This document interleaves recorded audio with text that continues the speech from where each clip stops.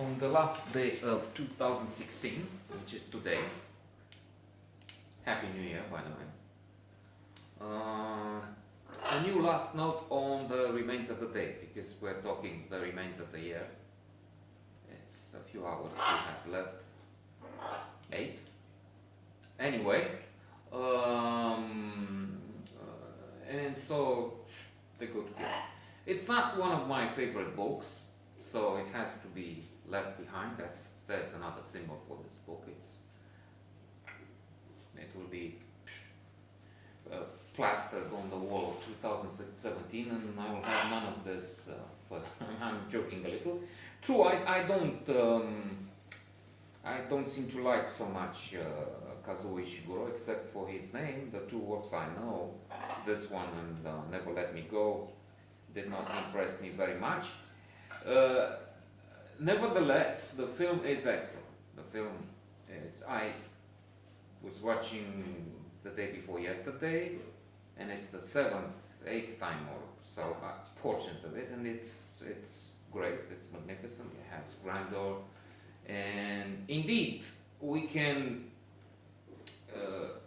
thank Kazuo Ishiguro for the themes, because we have this greatness. We have also the decadence. We have Darlington, who is a stylish gentleman who is kind to his servants, Stevens, and he has some kindness in him, but at the same time he's a despicable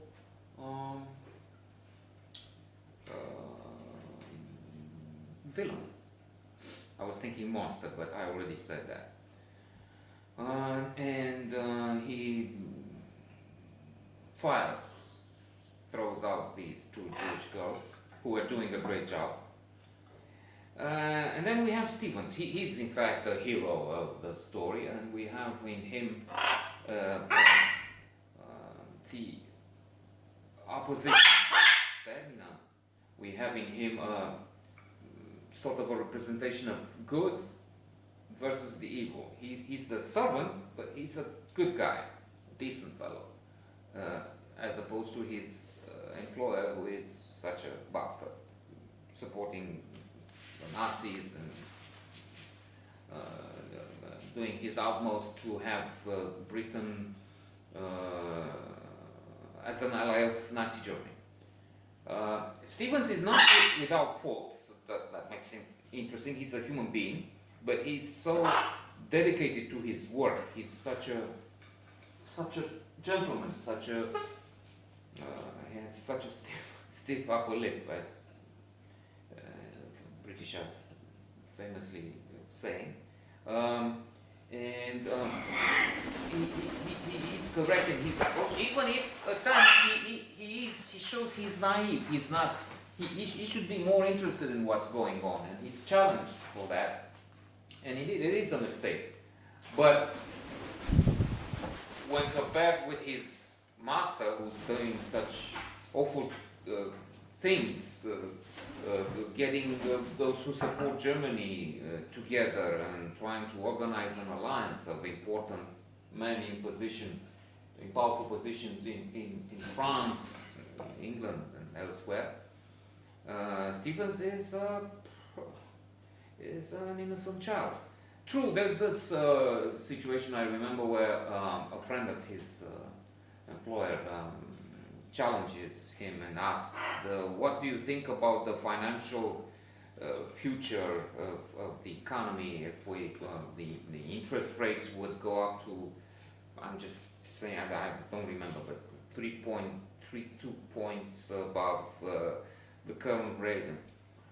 Something complicated which Stevens doesn't know. And then again, what about the situation in the East? If we move towards a settlement in Abyssinia, Abyssinia was probably not mentioned, but there were points on the map and conflicts and situations which Stevens was unaware of, for sure. And the point which they were trying to make, and they said it out loud and clear, you shouldn't let ignorant men I don't think women had a vote back then. Have a voice, be in a position to say something about things they have no idea. I mean, the elite here is with commas, because those actually were not elites. They were the opposite. Elite is a group of good people, scholars, intellectuals, scientists who know so much about the black holes, let's say, as opposed to us, the rest, who are not elites or not in that field, and are ignorant about nearly ignorant, and anyway, comparing with them about black holes and the physics, complicated equations for that.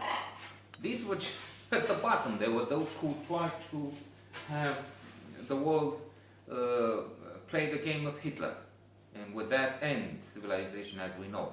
I mean, if they all, France, Germany, and the US eventually would go along with Germany, we wouldn't be talking anything today. We would just be all in labor camps or dead or who knows what. So, interesting approach to many things. Alas, I wasn't so keen on the book itself.